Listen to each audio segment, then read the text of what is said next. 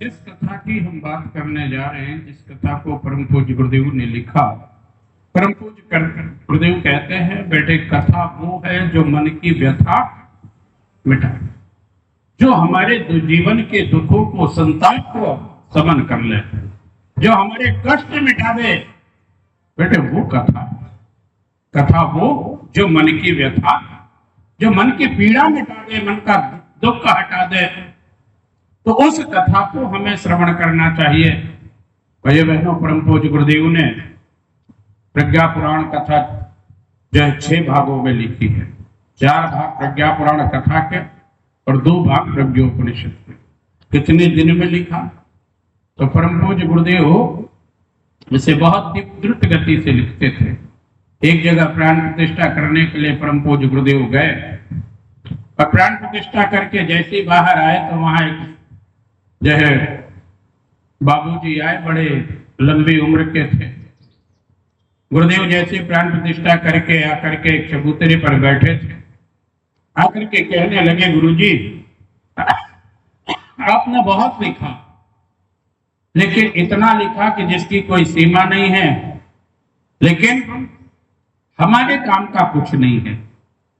अब गुरुजी चौंके, बोले मैंने इतना लिखा और ये पहला व्यक्ति मिला जिसने ये कहा कि हमारे काम का कुछ नहीं। देखो गुरुजी, हम तो गांव के भोले भाले आदमी हैं, ये आपकी बड़ी ऊंची ऊंची भाषा हमारी समझ में नहीं आती, हमें तो कथा कहानी समझ में आती है, तो कथा कहानी आपने नहीं लिखी। गुरुजी ने कहा, अच्छा बेटा, अच्छा ऐसा है तो मैं तुम्हारे लिए कथा कहानी भी। सुबह बात होती है, सायंकाल को जब वे पहुंचते हैं एक शक्तिपीठ की प्राण प्रतिष्ठा करने के बाद, रात के 9 बजे विश्राम करने के लिए जाते, तभी वहां के कार्यकर्ता को बुलाया और बुला करके कहने लगे कि बेटे जाओ 1 रिम कागज और 50 पेन ले आओ।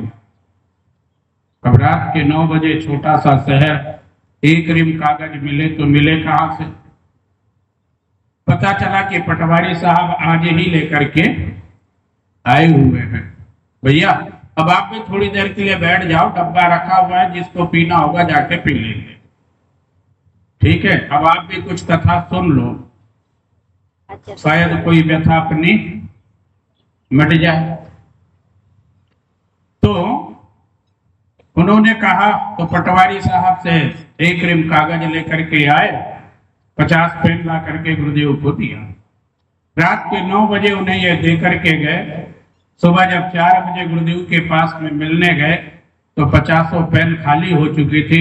गुरुदेव प्रज्ञा पुराण का पहला खंड लिख करके तैयार कर चुके थे। एक रात में उन्होंने प्रज्ञा पुराण का पहला खंड लिखा और 8 दिनों की यात्रा में उन्होंने पूरे 6 खंड लिख करके, नवंबर की घटना है, 15 नवंबर तक उन्होंने इस कार्य को किया, प्रेस में मथुरा भेजा, फरवरी में छप करके वो खंड आ गए, मार्च में गुरुदेव ने उसका प्रशिक्षण किया और अप्रैल में ही ये कथाओं की टोलियां पूरे देश भर में निकाल दी। भाइयों बहनों, हम उस खंड की बात कर रहे हैं क्योंकि हमारे यहाँ कथा का संसार भरा पड़ा। जैसा हमने अभी आपसे कहा कि जितने दिन उतनी कथा, जितनी तिथि उतनी कथा, लेकिन कथा के मर्म को हमने समझने का प्रयास नहीं किया। यदि कथा के मर्म को समझ जाए तो सारी बात। अच्छा चलिए, सत्यनारायण की कथा तो आपके यहाँ पे चलती होगी ना, खूब चलती, सुनते ना हर काम में सत्यनारायण की कथा। कैसे सुनते हो? अब सत्यनारायण की कथा में तो लिखा कि धूप दीप तुलसी से राजी, सत्यदेव तो धूप दीप तुलसी से राजी हो जाते, पंडित जी राजी होते क्या? है? बोली गायत्री माता की है? तो सत्यनारायण भगवान की कथा का मतलब, अभी तो हमने कथा का मतलब ही उल्टा कर दिया। कथा का नाम क्या है? सत्य नारायण व्रत कथा। अर्थात हमने क्या मतलब लगाया कि नारायण सत्य के रूप में, फोटो के रूप में, जो सत्यनारायण का फोटो रख दो, ढूंढ करके लाते रखते का। और व्रत का मतलब क्या निकाल लिया? व्रत ने हाँ, उपवास। और कैसा व्रत करते हैं? अभी अपन ने सुना ना कि आदमी सुबह से लेकर रात तक खाता है, फिर भी भगवान का एहसान। अच्छा, कभी हिंदी की डिक्शनरी उठा करके देखना, व्रत ने उपवास होता ही नहीं। सबसे बड़ी बात, पर उसका विल पावर कितना मजबूत था कि जिसने अटक से लेकर के कटक तक, कश्मीर से लेकर कन्याकुमारी तक सबको सिखा गया कि व्रत ने उपवास। जबकि व्रत ने होता क्या है? संकल्प। व्रत ने संकल्प होता है, पर हमने क्या मतलब निकाला? व्रत ने उपवास।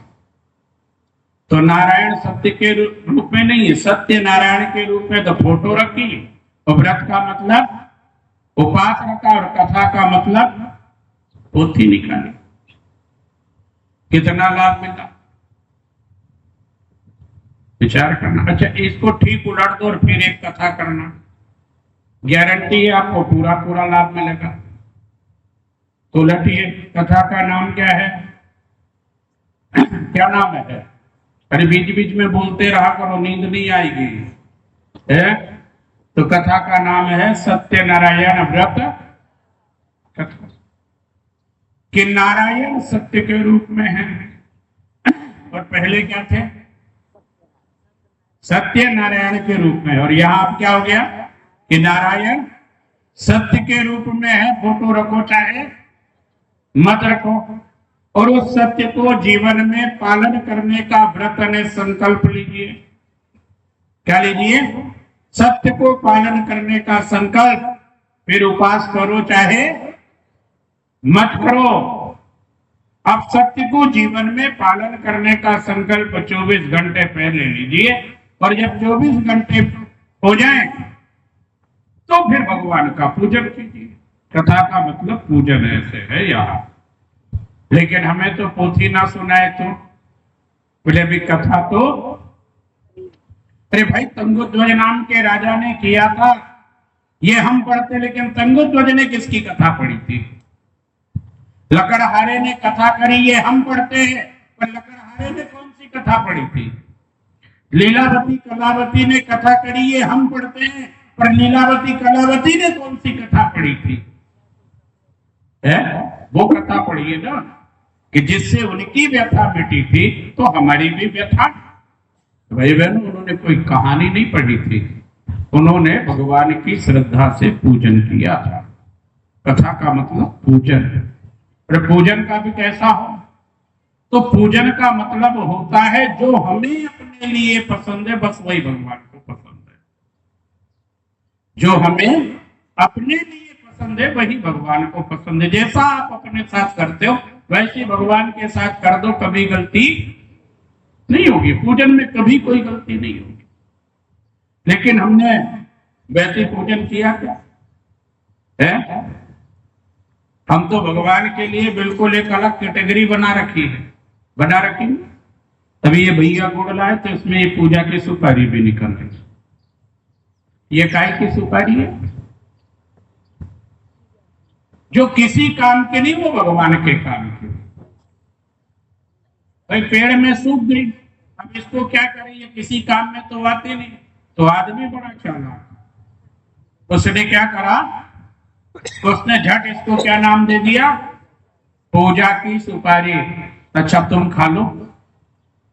नहीं, हमें तो बेकार लगती है, तोरी तोरी लगती है, हमें तो वो मांगरोल बड़ी वाली अच्छी लगती है। तो सो भगवान को ये कैसी अच्छी लगती होगी? बोलो, भगवान को अच्छी लगेगी? जो हमें अपने लिए पसंद नहीं वो भगवान को पसंद है। ये जब दोहरा चरित्र अपनाते हैं, बस वहीं से समस्या क्या होती है? फिर भगवान और हम में अंतर होना प्रारंभ हो जाता। भगवान के लिए कपड़ा भी लेंगे तो कौन सा कि जिससे पानी भी छने ना, पूजा का कपड़ा दे दो। और अपने लिए बढ़िया रेमंड का हो ना, और भगवान के लिए मत कीजिए। सीधा सूत्र अपनाइए, जो हमें अपने लिए पसंद है वही हमारे भगवान को भी। आपकी पूजन में कभी कोई गलती होगी ही नहीं। होगी क्या? या फिर कभी कोई पूजन में गलती होगी नहीं। लेकिन हमने क्या करा? हमने तो भगवान और अपने में अंतर कर लिया। अच्छा, हम भगवान से बड़े हैं या भगवान हमसे बड़ा है? बोलो ना, है? भगवान बड़े हैं ना, तो फिर हम भगवान के लिए सारे हवा का माल क्यों लाते हैं? विचार करना, भगवान के लिए क्या लाते हैं? बोलिए गायत्री माता की। अभी नहीं कमी खोजना, बाद में उसका जो है ना पोस्टमार्टम करते रहना। भाई जो गलती हो गई है हो गई, वो तो ठीक तो करना पड़ेगी। तो कथा के माध्यम से यदि व्यथा मिटानी है तो भगवान से उतना ही प्रेम कीजिए जितना हम अपने आप से करते हैं। बस जैसा हम अपने लिए करते हैं, जैसा हम अपने साथ बर्ताव करते हैं, वैसे अपने भगवान के साथ में क्या करिए। और जिस दिन हम भगवान के साथ वैसा ही बर्ताव करने लगेंगे, वैसे भगवान हमारा होता चला जाएगा। भाइयों बहनों, उस श्रद्धा को जगाना होगा। क्या करना पड़ेगा? उस श्रद्धा के जागरण को करना पड़ेगा। लेकिन हमने तो अभी अपनी श्रद्धा को जगाया था, हमने अभी अपनी श्रद्धा का जागरण किया ही, तभी तो भगवान और हमने अपने में दोनों में क्या रखा है? भेद कर रखा है। इसीलिए तब गुरु जी ने एक सूत्र लिखा था कि अरे बावले तू अपने मद में बैठा चूर है, इसीलिए तो देख आज ले परमेश्वर तुझसे कोसों दूर है। भगवान की दूरी क्यों है?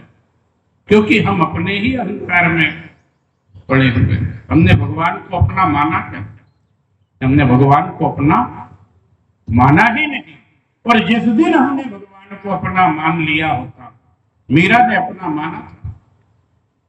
मीरा की श्रद्धा देखी थी, छोटी सी बच्ची थी 6 साल की, और 6 साल की बच्ची घर में खेल रही थी, इतने में एक बारात निकलती है। उस बारात को देख करके वो मीरा पूछने लगती, माँ ये क्या जा रहा है? तो बोले बेटे बारात जा रही है। ये बारात में क्या होता है? तो माँ बोलते बेटा दूल्हा होता है। ये दूल्हा क्या होता है? तो बोले जिस लड़की की जिसके साथ शादी होती उसे दूल्हा होता है, उसे दूल्हा कहते हैं। तो माँ मेरा भी दूल्हा होगा? वो 6 साल की बच्ची पूछ रही, माँ मेरा भी दूल्हा होगा? बोले हाँ बेटा तेरा भी दूल्हा है होगा। तो मेरा दूल्हा कौन बताओ ना, मेरा दूल्हा कौन है? तो माँ क्या जवाब दे उस 6 साल की बच्ची को कि तेरा दूल्हा कौन है? मीरा ने कहा माँ बताओ ना मेरा दूल्हा कौन है?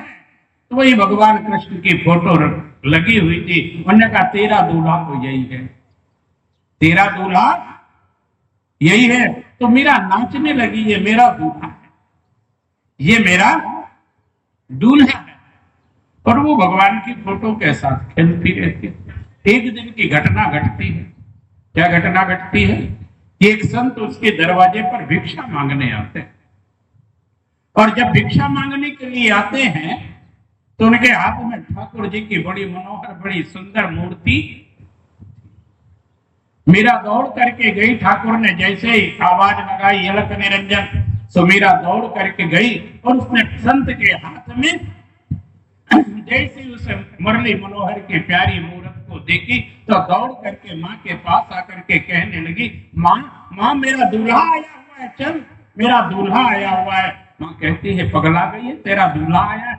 बोले हाँ माँ मेरा दूल्हा आया है, एक संत दूल्हा लेकर मेरे दूल्हे को लेकर के आए, मुझको मेरा दूल्हा दिला दे। रानी बाहर जब आकर के देखती है तो संत के हाथ में भगवान कृष्ण की बड़ी मनोहर सुंदर छवि ली हुई एक सुंदर सी मूर्ति थी।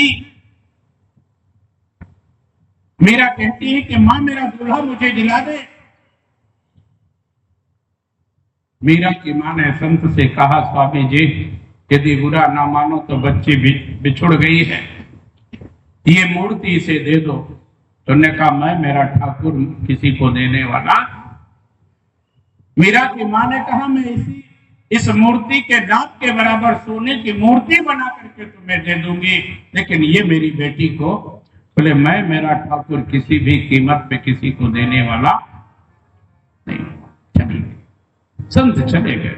और चले गए जाकर के, जैसे शाम के समय किसी नदी के तट पर उन्होंने सायंकालीन संध्या करने के लिए जैसे मन ठाकुर जी को रखा, दीप प्रज्वलित किया, ध्यान लगाया, तो सोई ध्यान में ठाकुर जी आ गए और कहने लगे, तूने मेरी भक्त को निराश किया है, तू अभी और इसी वक्त जा और मेरी ये मूरत उस मीरा को दे करके आओ, नहीं तो मैं तेरी पूरी भक्ति श्रद्धा, तेरी भक्ति सुना।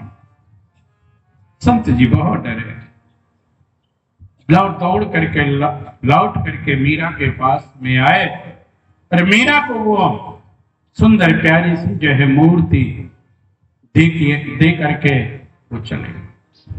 अब मीरा की श्रद्धा देखिए कि मीरा की जब इच्छा होती मूर्ति से कृष्ण को बाहर निकाल लेती और भगवान कृष्ण के साथ खेला करती।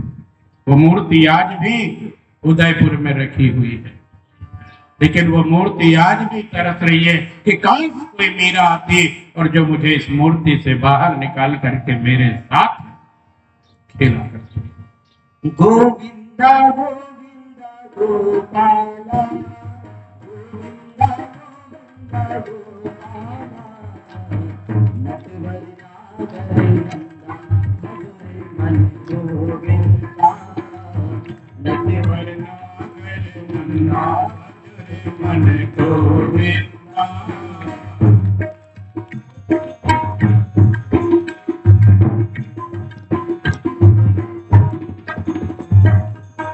करुणा जब रोजे प्रेम से, करुणा जब रोजे प्रेम से, मन को धो प्रेम से, मन को धो प्रेम से, निर्मल मन प्रभु को पसंद है, निर्मल मन प्रभु को पसंद है, मत कर मन को बंदा हरि मन गोविंदा, मत करना करना हरि मन गोविंदा, गोविंदा गोविंदा गोविंदा गोविंदा गोपाला, मत करना हरि मन गोविंदा, मत करना करना हरि मन गोविंदा, हरि मन गोविंदा। भाइयों बहनों, केवल ये उसी श्रद्धा का परिणाम था, उसी श्रद्धा का चमत्कार था कि वो मूर्ति से भी भगवान कृष्ण निकलते और मीरा के साथ खेले करते। लेकिन ये भाव उज्ज्वल कब हुआ?